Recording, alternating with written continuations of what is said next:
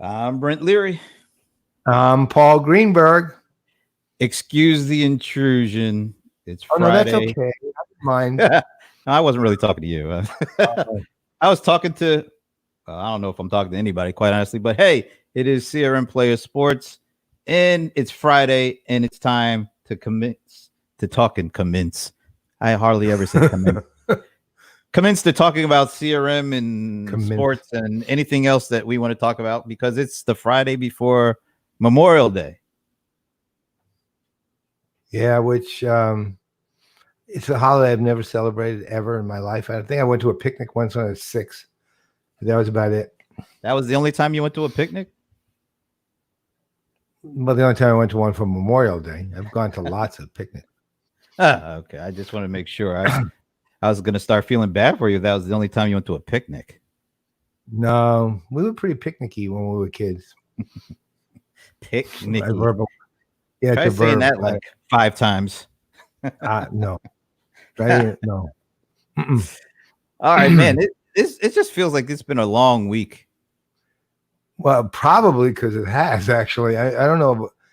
It's not that like lots and lots went on. It was more like the week stretched out interminably, right? It's like kept stretching out for no good reason. It just seems to keep going on and on and on. Well, for the most part, it's been like a 2.5 month long day because it's been the same day over and over again. So. Somebody said, I was seeing somebody commenting. Somebody said, "What day is it? Wednesday?" And somebody said, "No, May." But I mean, and quite honestly, one of the things that made the last 5 weeks kind of, it's hard to believe it that these last 5 weeks have somewhat felt long, but also somewhat kind of flown by because this upcoming Sunday, I'm not going to be able to watch something new from the Last Dance. I mean, that thing, it's really made my last 5 weeks feel good. Well, you've had 2 hours a week too, which is not small potatoes. I mean, I watched admittedly, I have the first 5 episodes in. Don't. Oh, you're only halfway there. I know how it. Well, this thing though, you still know how it ends, no matter what. Wait a minute, you think that the Bulls are going to win? Is that? Well, don't tell me. Oh, I'm sorry. Oh my God, don't tell me. I mean, this only did happen 22 years ago, but well, listen, like last night, I was watching the Yankees Red Sox game in 2003, where Tim Wakefield came in to pitch, and Aaron Boone hit that Aaron effing Boone home run off of him, and it was still exciting to watch. I watched like 3 innings, the last 3 innings. I knew what was going to happen. Because the 11th inning, Aaron Boone was going to do that on the first pitch from Tim Wakefield, which was sad. I mean, of all the Boston pitchers back then, Tim Wakefield was the nicest guy by a long shot. He was just a really, really good guy. In fact, I remember when, the next year when Boston beat the Yankees with that horrible Dave Roberts stolen base and all that, Joe Torre called Tim Wakefield up and said to him, it was his first call, literally, said to him, "Congratulations, you really deserve this." Wow. Right? Yeah, well, Torre was and is a class act from top to bottom. But that's what I mean. I mean, Tim Wakefield, one thing, there was one little fact I didn't remember. I probably knew it, but didn't remember it, which was in the booth at the time that Boone hit the home run. There was the usual crew, McCarver, the usual 2. But you know who else was in the booth? Brett Boone, his brother. Wow. Yeah, that was pretty cool, actually. All his brother's saying that he's walking to the plate, and his brother's saying, "Well, when this comes out, I've really enjoyed this game." And then Wakefield, pitches, boom, and Brett Boone's, pretty ecstatic. So much for neutrality in the booth, right? So, it was great. It was like, that was the part I did not remember. So that was like, my big spoiler, if anyone wants to watch that one again, I'm sure it'll be repeated about 50 more times before their actual season starts, however it does, or if it does. And so you'll be able to watch it on the Major League Baseball channel, because I think Naked Gun's been on that like 75 times at least. And A League of Their Own's been on, and Major League 1 and 2. I mean, it's a cornucopia of repeats of baseball movies. The Natural, they're all on it. It's just on a my favorite word. All right, so before we bring on a guest here, I was on ESPN and ESPN.com actually, and so they have posted a couple of articles, and I don't want to. I'm not going to show you what I want to ask you. So they posted a couple of articles on the teams, like the best players across the history of every team.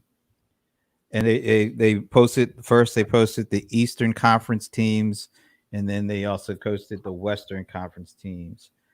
No, for God's sake. I know that you are a huge Knicks fan. Well, probably more Knicks history fan, right? Current. So, do you care to take a guess at the 5 folks that they selected for the best Knicks in the history of the franchise? Wow! And it's in it, and they're doing 2. It's going to be hard for me. Wait, let me just. So it's going to be 2 forwards, 2 guards, and 1 center. So it's not one of those where they're just the greatest of all time, regardless of position. It's just actual positions. Center is going to be the hard one, because there's 2 real candidates, although I know who they probably chose. But if I was really looking at it, and again, my biases is so inherent in this, but I would be looking at Ewing or Willis Reed, right? I have to give it to Ewing, I guess I would, but I loved Willis Reed. I absolutely love that guy, right? So, and who knows? Maybe they're thinking of a third part. Someone I literally don't care about any contemporary Knick. I mean, that's how little I think of the team. So none of them will ever be on this team, as far as I'm concerned. So I'm pretty much looking at the Knicks history from, when what was his name? Dick Egan used to play for the Knicks in the 50s. So on forward to probably stopping cold for me in 1975. After that, there's really good players. Don't get me wrong. Best 6 man the Knicks ever was Cassie Russell or Dave Stallworth, maybe. Cassie Russell probably. And he probably stretches a little teeny bit past that, but not much. So now, if I'm looking, Jesus Christ. Yeah, you haven't. Frazier's got to be on that list. You got to give us give us your 5. I don't know. So you got Frazier. You said really is Frazier a definite?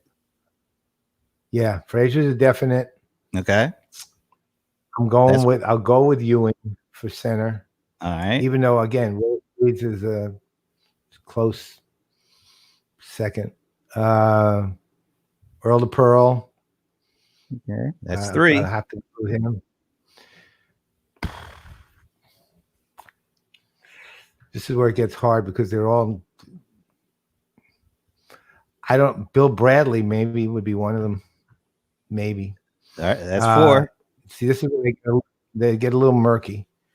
So what am I missing? I'm missing. You got 2 guards. You got Walt. Right, 2 guards. I'm missing a forward. I'm missing a forward.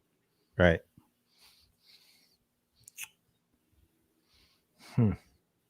Take a guess. I don't know. I'm leaving somebody important out. I know that. Somebody like, when I hear it, I'll go, how could I forget him? But I'm forgetting. No, really? Yeah. Well, there you go with the Knicks again.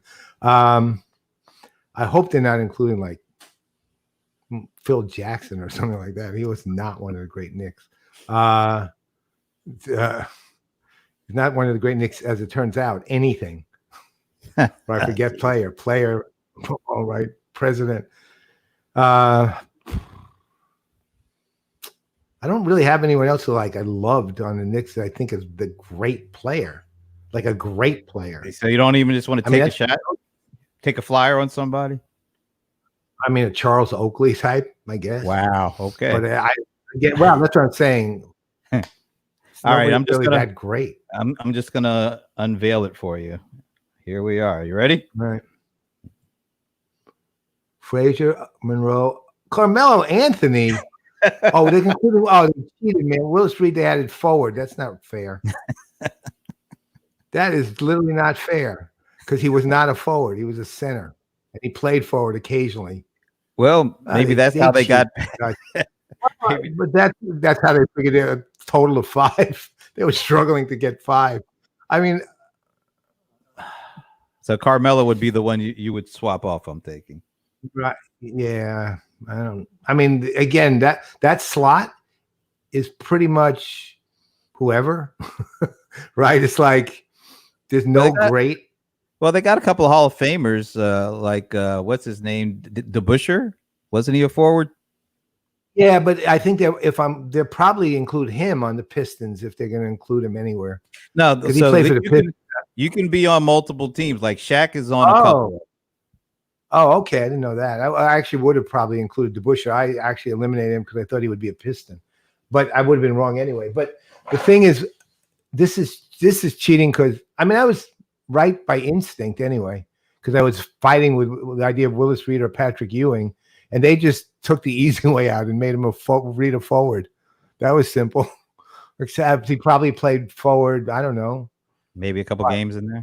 Probably in a season. 7 to 10 games max, and was center the rest of the time.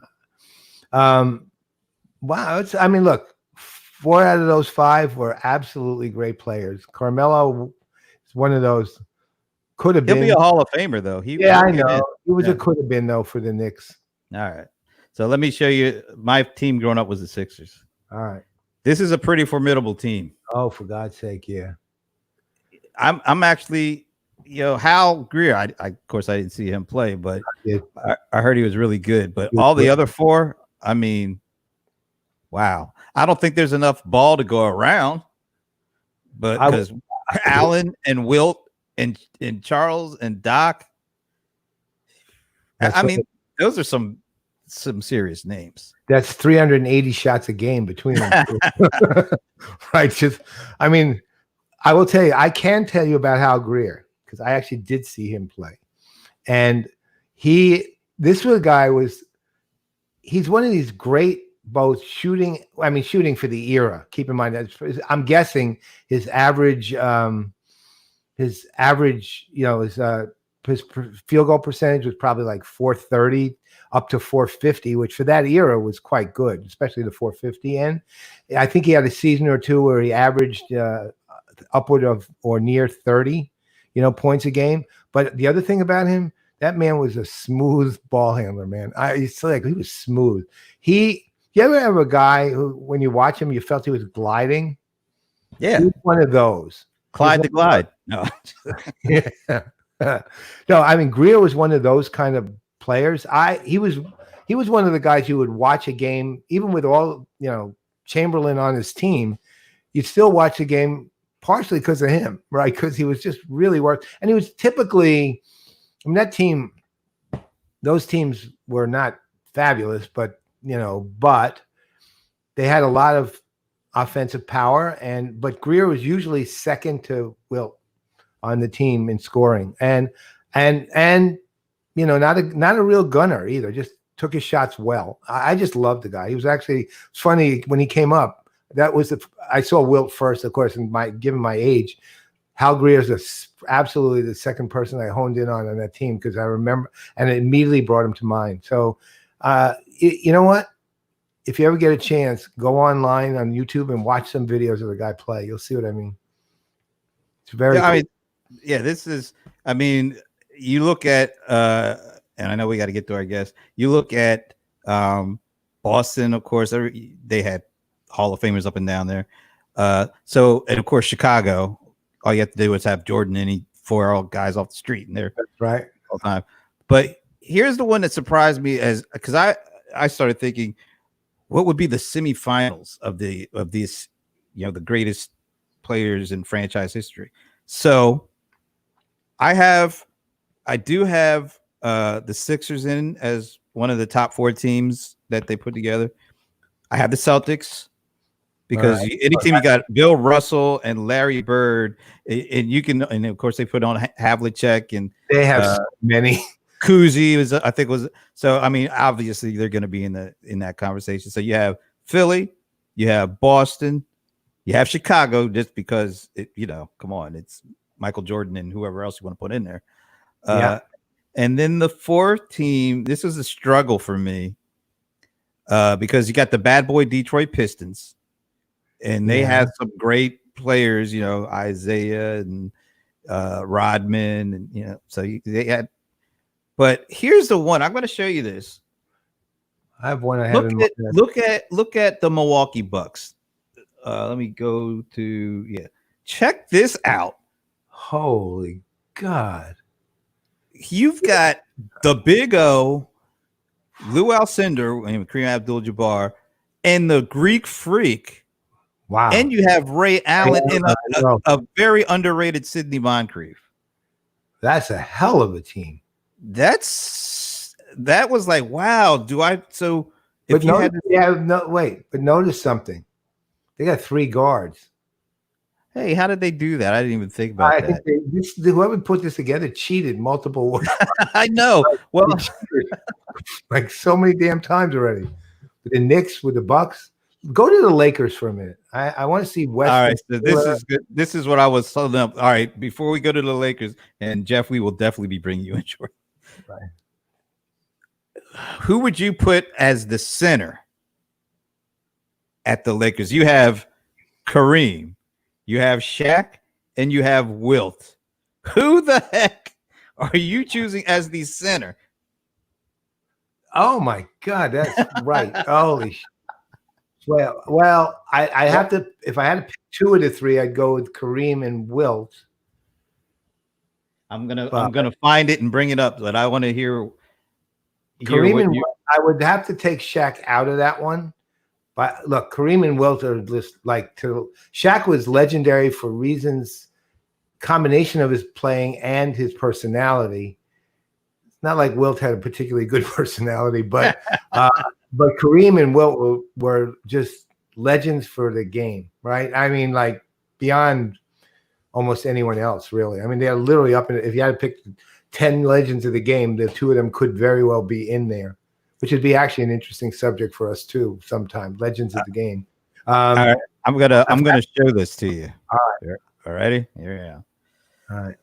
They did cheat, by the way, but of course. Here it is. That is a formidable team, though. Yeah, they cheated again. Wow. 3 guards, a fake forward in the center. When did Kareem ever play anything but center? Never. You know who's not even on this list if you think about it? Elgin Baylor. He didn't even make the top 5. And they only have 1 forward. Yeah, that's what I'm saying. This guy, whoever did this list is a jerk. Actually. I mean, he basically had a top 5 by position, and then immediately cheats on every team just about, right? And says, "Well, I can't figure it out that way, so I'll just make up a position for these people." I just realized Charles Barkley was on the Sixers. Yeah, he was on the Sixers as forward. I think he's also on the Phoenix Suns too. But this is ridiculous. I mean, that team is just off the charts. That is. I don't think you get a better starting 5 than that. They didn't even bother with Wilt on this one. I guess he was, although he was on that one team that won 33 in a row, wasn't he? Yeah, he was. But it was toward the end of his career, and it's the second part of his career, so he wasn't as great as what he was with your boys, right? Well, the funny thing is, you look at the Golden, and then we're going to get to Jeff. Look who's on the Golden State franchise. Well, but then again, their next closest would be Nate Thurmond. Well, so didn't he score? Was the Wilt's 100-point game? Was he with the Warriors or with? I think it was at the Warriors still. He wasn't with the Sixers yet. Oh, actually, yeah, it was the Philadelphia Warriors. Warriors, right? And that was also the year he scored 50 in 25, 50, right? Right. He averaged 50 a game. and 25 rebounds in the same year. 25, right? Greatest defensive year anyone's ever had, except for Barry Bonds. No, I'm just. Yeah, that's right. Wilt didn't even walk once the whole year. But I mean, all right. So we got to bring Jeff on. But which team would you pick? Which greatest of all time team out of the ones we just discussed would you take if you had to take only one of them? The Celtics. That to me, it's always going to be a no-brainer for me because they were so. When they dominated, there's my guy Calvin Murphy on the Rockets. When they dominated, and every player on the Celtics, I presume, is one of those players who dominated when they dominated. Right? I doubt there's any off. What do you call it? Off season or offline or off championship players. I mean, Bird, Bill Russell. I don't know who else they actually have on that team, but trying to find that the list of the East teams. Yeah, if you come on right after this one. Right. If I could find it, it might be on before this one because no. There it is. No. Nah, it wasn't that. Every other thing is like where's the East Coast teams? Oh my gosh. There's the West. Oh, there it is. All right, so we'll do Boston. Well, we already know it's going to be Bill Russell, Larry Bird, and Bob Cousy, and I think Havlicek for sure. Yeah. And the irony, of course, is Havlicek, sixth man. Paul Pierce. How did Paul Pierce get in there? I have no idea. But those other four are just so deadly.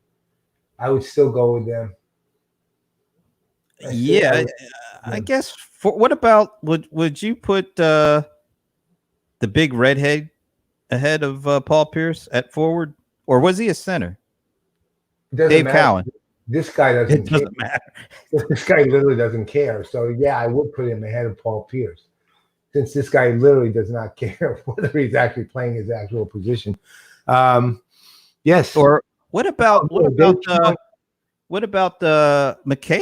I would put McHale. For God's sake, yeah. He was a forward, wasn't he? Yeah, yes, he was.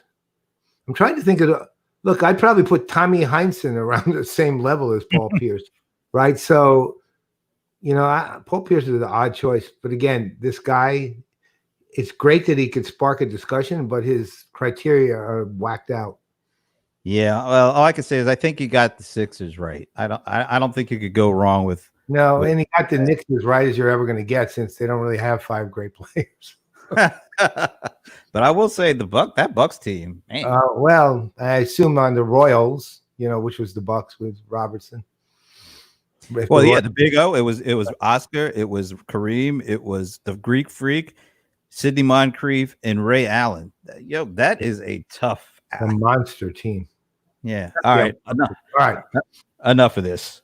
I'm going to let you introduce our guest. Here we go. There he is. I'm sure you've understood every single word we were talking about. Do you know what? It is absolutely amazing. I've had, just listening backstage was just phenomenal. I really mean that, for the simple reason I was listening to you and really engaged and deeply engaged with your comments. Now, some of the players I've never even heard of. I was freaking close to them. So and this is the beauty of, to me, I think this is the power of sport. What you guys did there, we would do for soccer all day. I know, and I would not know more than one player mentioned the entire day. Unless you mentioned Pele, I probably wouldn't know.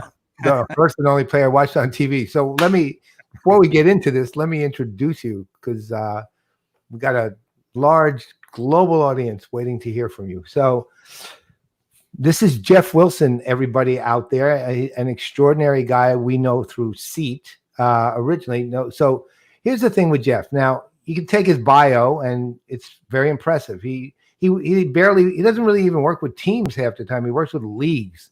Like, he's a sports strategist, right? And he works with FIFA, and he works with UEFA, and he works with FIBA, and he works with the Asian Football Confederation.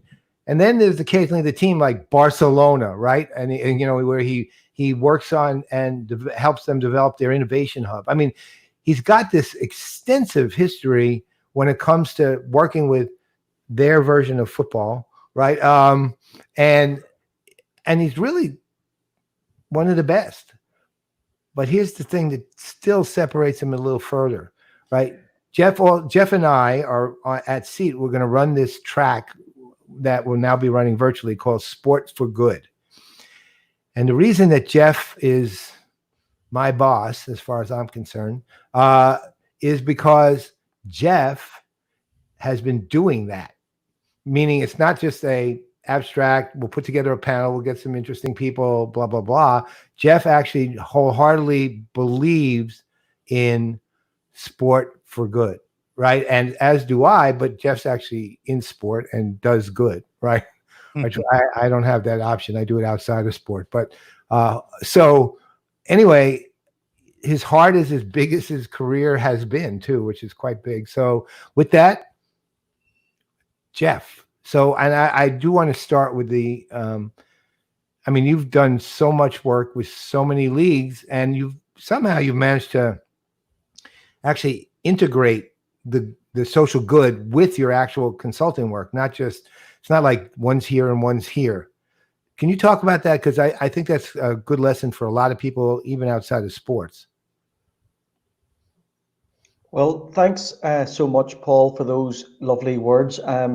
Yeah, I'm an average Joe, an average person who just loves sport, but I've seen the power of sport. I started off very briefly at the Irish Football Association here in Belfast, hence my accent, and we decided to use sport to tackle mental health, but also nutrition and also business. And that's where all of this really started. And what I mean by that, if I take nutrition, if you talk to the health people, they will say, here is your 5 healthy goods that you must eat, your proteins, your carbs. Some people might get that. But if you sportize it, people will really get it. On the mental health side, if you start to talk about mental health and you use sport, people will open up.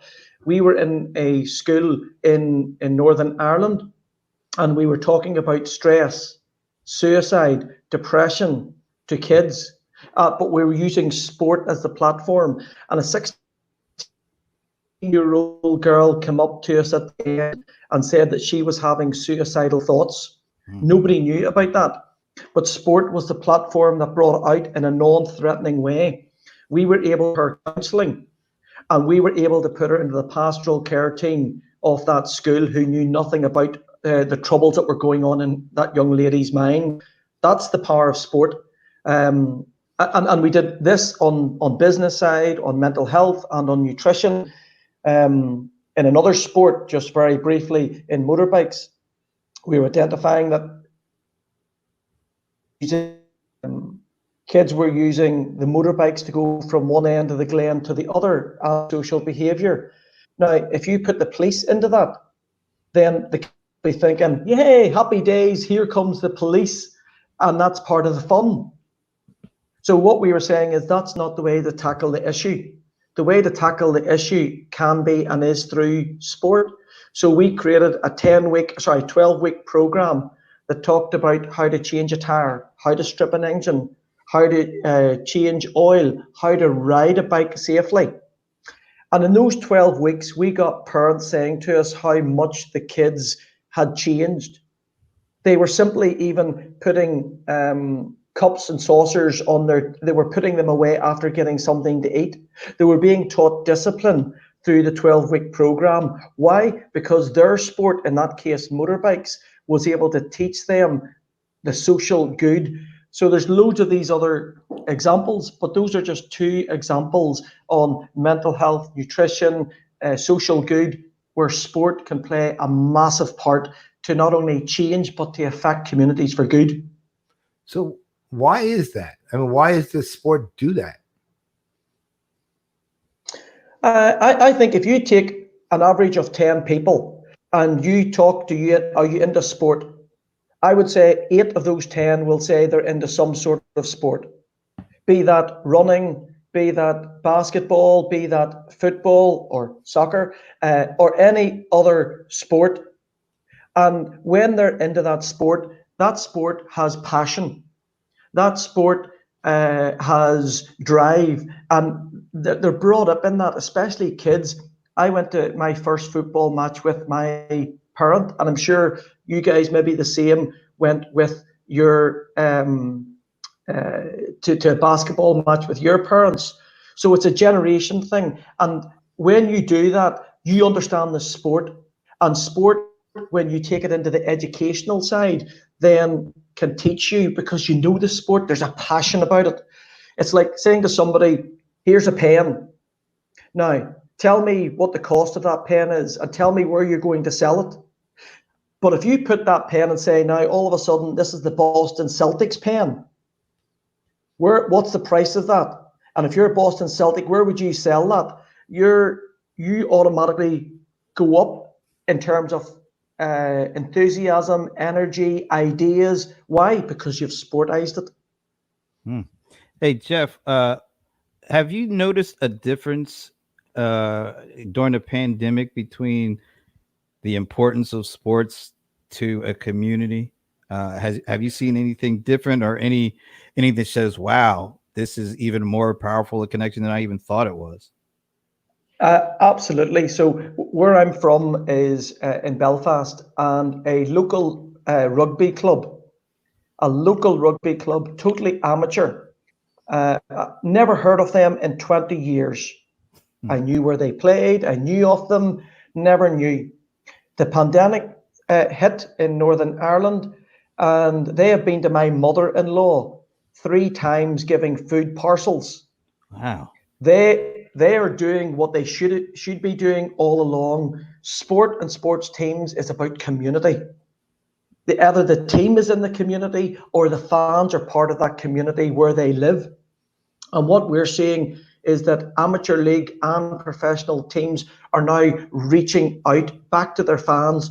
And I think the pandemic is doing that. They're providing food banks. They're providing support. There's people on phone to their elderly season ticket holders saying, how are you? Are you okay? Keep safe. Or if people are isolated, they're having that telephone conversation to keep the conversation.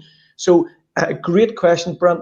I think this pandemic, in a strange way, has brought communities together, and sport is playing its bit, and so it should do.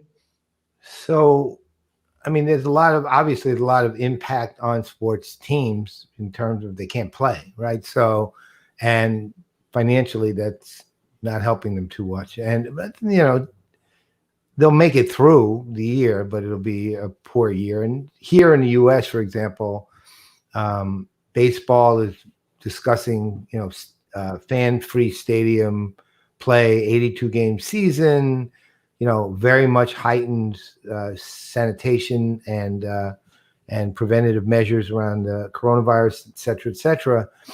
And in the meantime, though, to your point, a lot of the teams are going out and participating in their community.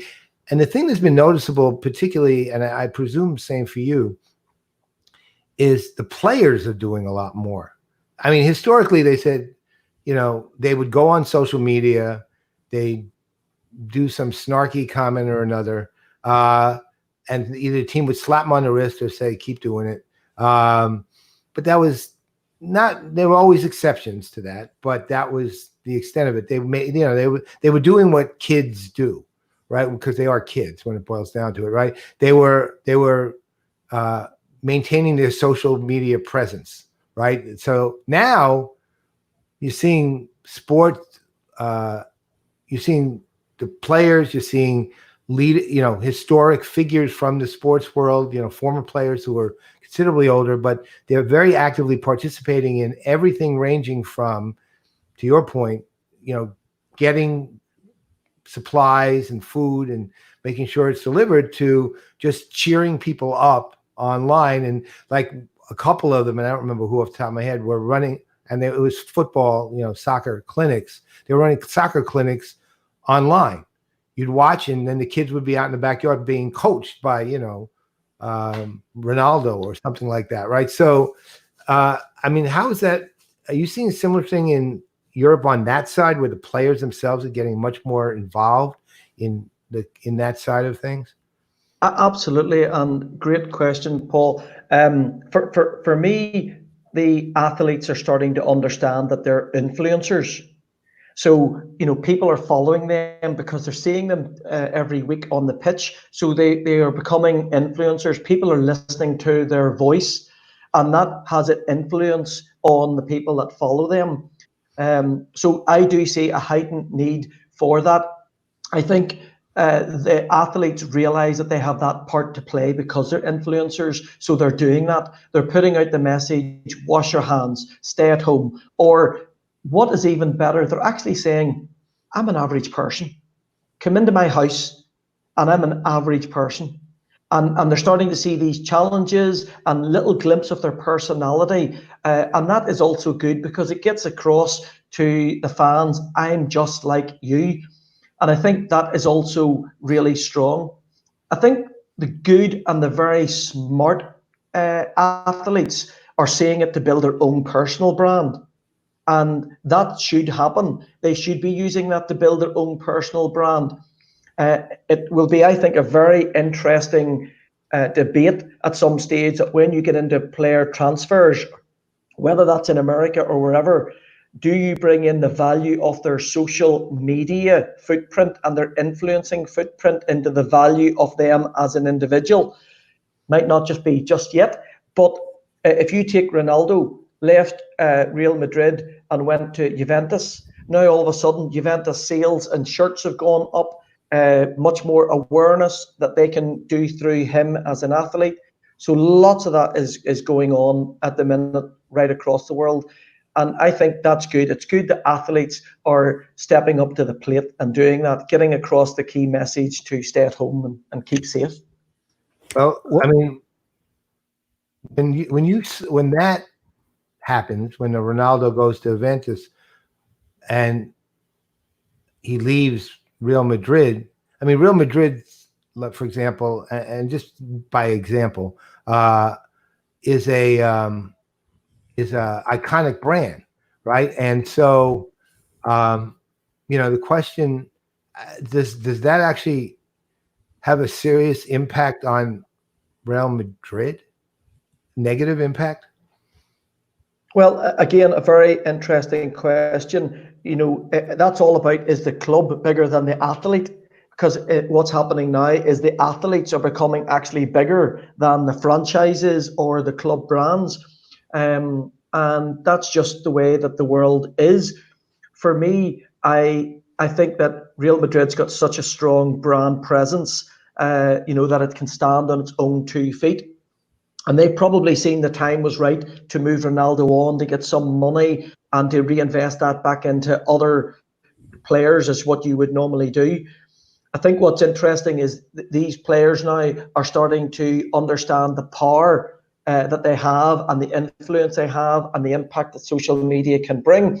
But the clubs are also seeing that too. And that gets back to what we were talking about at the start, is they are an asset. So you've got to sweat that asset as a club. How can you use and go through the athlete to get to the fans and to engage with them better? So for example, to your earlier point, the impact that the athlete has on clubs, I guess it's a matter of each individual club or team, right? For example, one of the reasons that really established, thanks to people like Charlie Shinn that we all know, Major League Soccer has actually got a real presence in the United States, unlike any other league we've ever had. Every other one has failed. Every other one. This one is succeeding. One of the things that cemented the MLS brand was when David Beckham came here. Right now, he's the president of the Miami club, I think, in MLS, if I remember correctly. But he came here and he just look, the guy is not the most pleasant guy in the world, pretty obviously. And not my, let's put it this way, he's not my role model particularly. But his name meant so much to the MLS. It was just astounding. So now comes another question, and it actually goes to something you said earlier. So you've got these players who are potentially bigger than the teams, bigger than their clubs. You got the clubs that have this well-established brand. You have a significant number or a significant increase in the number of players who are actually trying to do some community good, in the course of the pandemic. But then you have those players who are bigger than their club. How many of them have you seen trying to do good in the middle of this? Because in their view, I mean, one of the problems I don't know, I don't want to paint this with a complete, brush, but one of the problems a lot of those guys have is their egos are every bit as big as their paycheck, so to speak. And, and they get arrogant about who they are and what they do. But then again, you have there's always the exceptions and the people who step forward. So of those kind of players, those iconic individual, bigger than the club players, how many of them have you seen, can you even think of any, who have actually stepped forward and are doing kind of this level of real good? Yeah, I mean, to be honest with you, there's a high percentage of them is doing that. They're taking this very serious, and their role in society to influence fans for the safety of not only the fans but the wider community. So I do see a sea change in that positivity getting across. And what I mean by sea change is that the athletes are actually making an impact, and the athletes are being proactive with their communications, where beforehand it might be quite reactive. I think just to build on that, the clubs are doing that themselves. I mean, many clubs have foundations, right. So they're trying to reach out to the community, let alone, get the message out through their channels and through the athletes. And I think with the pandemic coming in, there's more and more activity going to happen in this area of using technology and fan engagement. I mean, just to give you a feel, there's lots of happening, and I know we're in a CRM type discussion at times. CRM is getting big time into sport, and especially within various sport within Europe, where CRM is that almost the foundation of your house, and that data, that whole single view of the customer. Then they're looking to create their product and really make sure that the product is good, not only at the venue, but also then looking at broadcast and getting the promotion right. And those things, getting the brand right. And we're starting to see, especially Europe is looking to America, and America is looking to Europe. America is looking to Europe because of the history, the heritage, the all of that oldie type heritage and history, where we're looking to America in terms of data, single view, technology, and in terms of fan engagement. And what we are seeing, and that's some of the stuff that we're doing at the Barcelona Innovation Hub, is they're using technology. They're using sports tech startups to make them be really, really leading edge. And I take it in three broad areas.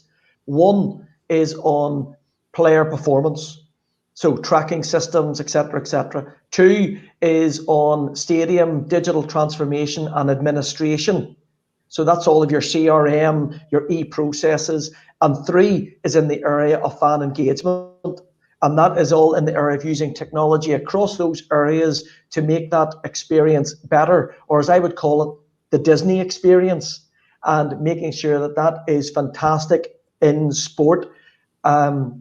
I mean, to me, and just to finalize, I actually think the future, on that point, the future for me, I think we'll all get a chip. I think that chip will be embedded in our body. I think that chip we will basically, Jeff Wilson will go into Belfast International Airport, and that chip will be my passport. I will come and I'll get through US Customs, and that chip will get me through US Customs. I will go to Paul, with Paul, we will go and see the New York Knicks. That chip will get me into the stadium.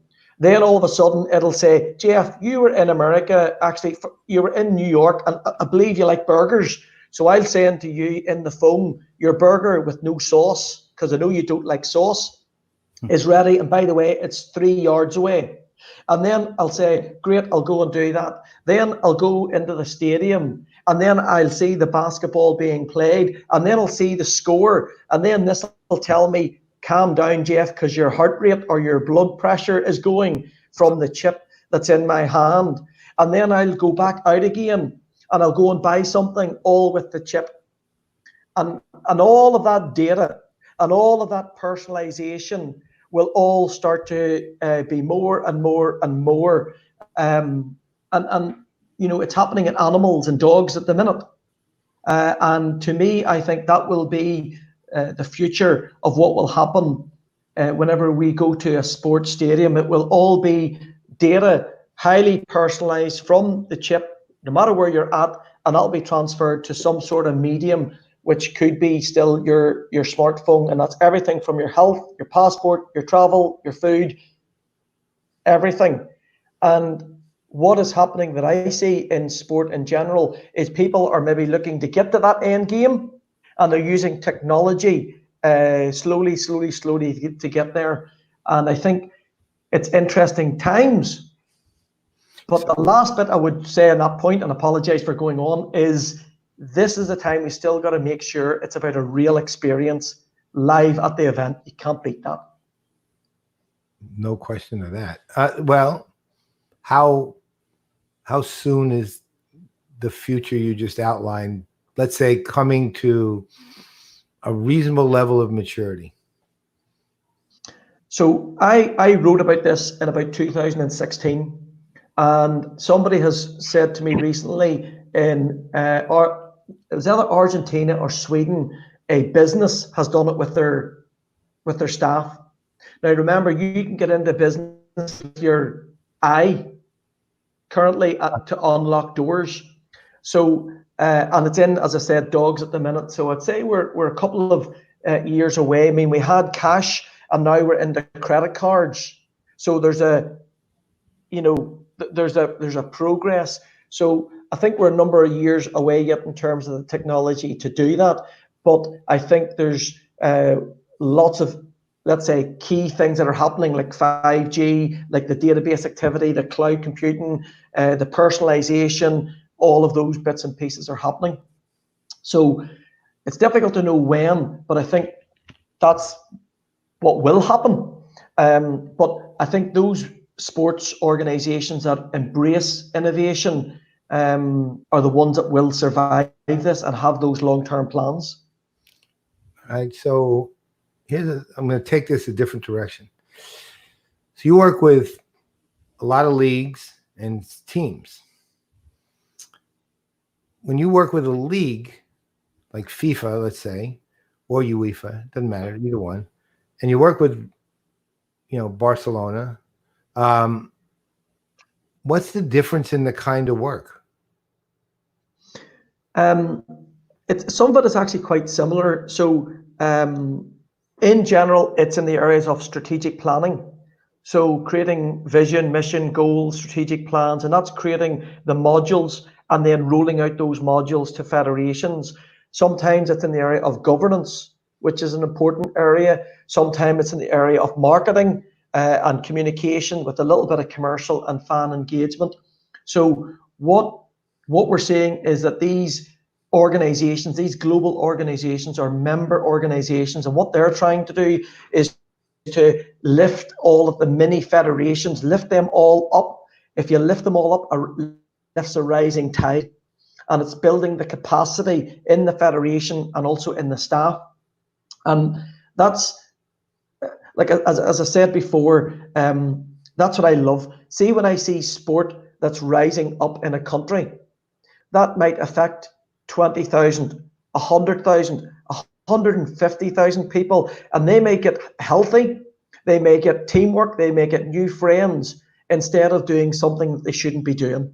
And that is something, you know, that we're in a unique position to do. And that's why I love this whole sport for good, and why I love sport in general. So it's looking at those broad areas and seeing how on the business side we can move these federations further on. All right. One last question. Big one. Who's your favorite club? I'm a Liverpool fan. So Liverpool is obviously owned by an American. and And wait, they. that American, what team does he own? So he owns one of the biggest. Maybe we should do is put it out to your readers to see if anybody would know. I am basically saying you may never be welcome on the show again once you say it. So do you go like this as an example? Just say the name of the team, and that's where I'm going here. So the guy who has it is the I think it's the Boston Red Sox. Exactly, John Henry. So what's been good is he's brought a lot of the great things that goes on in America, and he's brought that over to Liverpool, along with the culture and the heritage and the history behind Liverpool, and that's created a real brilliant activity at the minute. And yeah, it's exciting times at Liverpool at the minute, which is good. But you do realize that the mention of Boston and the word good don't actually go together on this show. Right. They don't. Yeah. Those two things don't gel.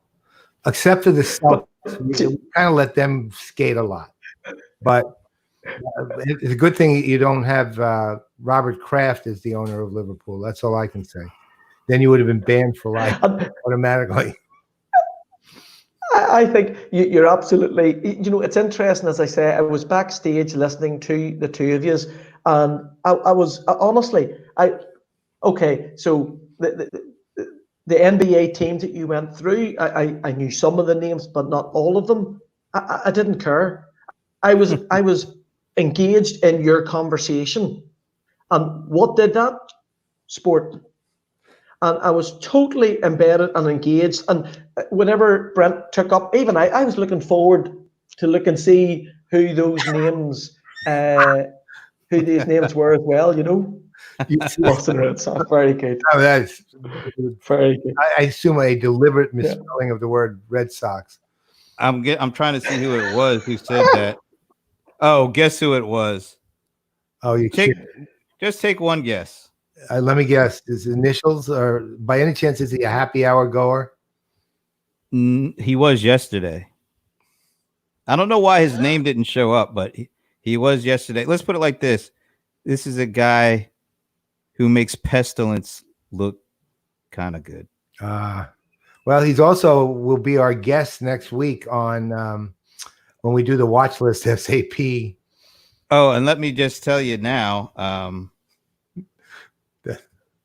now we're killing two birds with one stone here. Yeah. And that, might take two stones to do it, but we were doing so well. And, we talked all about sports. And then the last couple of minutes, you mentioned, Boston sports particularly. And there's Bob Fagel. I think he's got, this guy, Bob Fagel, loves all Boston teams. He's from Boston, and he works for a company called CGI, which I don't think is based in Boston, but who knows? I'm not even going to try to find out either because of it, right? So Bob is consistently telling us on happy hours, everything else, how great Boston teams are. And the first one, just to get Brent's goat in particular, he put up a New England Patriots jersey, and I think it was just a whole backdrop of the Patriots, if I remember, but just to bug us, right? Especially Brent, right? So needs to say he's been on, I don't know, 5 or 6 of these happy hours, even though he's actually persona non grata, but somehow he gets past the bouncers and gets on. I don't know how he does it.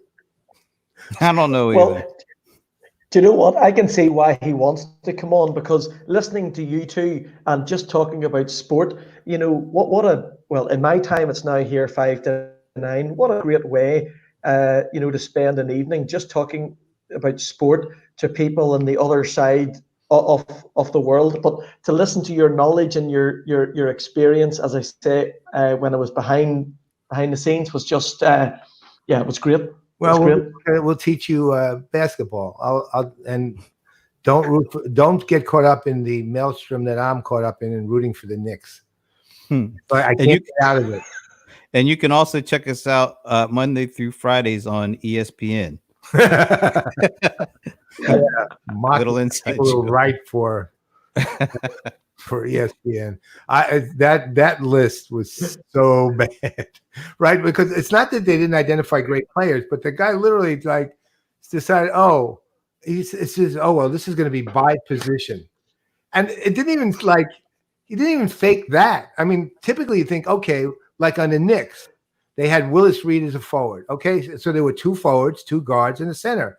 But some of the teams had 3 guards and 1 forward, right? So he's thinking, what the hell? I don't remember how basketball teams are set up anyway. I'm still trying to get over the fact that, okay, maybe Willis Reed did play a couple of games at forward. Yeah, right. I dare you to name the game that Kareem Abdul-Jabbar or Lou Alcindor played anything but center at 7'2". And the answer is none. Right. So that's what I mean. This guy like took so many liberties with his own rules that he really like it's genuinely. I mean, it gave us lovely fodder. Wow, look at that. That's Esteban again. Right. No, that's LinkedIn user. Yeah. Do you know what? Do you know what I would say? I mean, you were talking earlier about the Michael Jordan, and it's here on Netflix. And I have to say, what a great documentary. Each one, you're like, right, what's next week going to be? There's a great story to it. And, you do feel that connection, not only with the archive, the history, the story. What a great sport, basketball is. But told under that, when you look at Michael and his willingness to compete and win, great storytelling. Yeah, well, I mean, I think that, correct me if I'm wrong, Brent, but I think that documentary one was by far the most watched documentary, at least on sports in history, I think. Well, might be because, quite honestly, there's nothing else to watch, but it is also really good. I thought it was really good. It was great. Every week I was like, can't you just let all the episodes go so I can binge this thing? Yeah, I don't want to wait another week. I know. I have more recorded, and I'm watching them a little slower. 5 up to 5. Still got 5 more to watch. So Jeff, let me ask you, because I was actually literally thinking about asking you this question, but now that you brought up the Last Dance, so is there anybody on the horizon now? And I was going to say soccer, but I'll call it football. Thank you.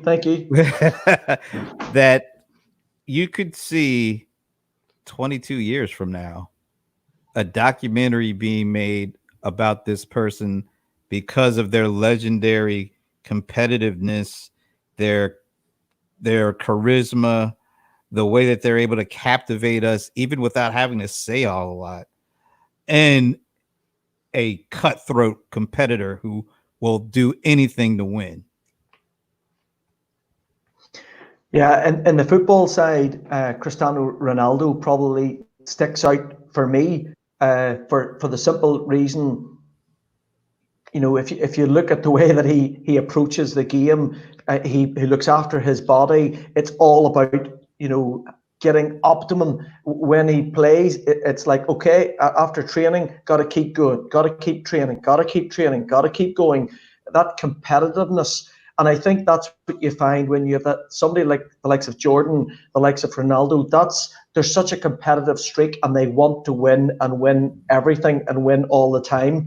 Even if it's tiddlywinks or if it's snakes and ladders, they want to win. So to me, I think Ronaldo could be one of those. And what you're seeing now is he's now getting out more and more on a social media, that brand building. So there's a little bit of a positioning piece there. So that's very, very smart from me. And he's starting the merchandising just like Jordan. So I think that's definitely one person that I would say. Yeah.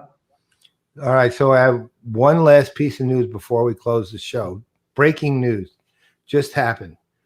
And this is mostly for Alan Berkson. Joe Flacco just signed a 1-year deal to be with the New York Jets, which is basically saying another bad quarterback on the Jets. So there's now like 5 of them.